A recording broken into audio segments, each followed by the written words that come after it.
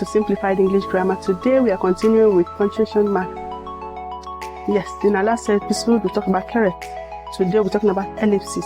You're already familiar with the period, which is the full stop, the comma, the semicolon, and the rest of them. So there are these 3 dots that you usually use in write-up, and they are called ellipses. Ellipsis is used to show that a word or more have been omitted from a quotation.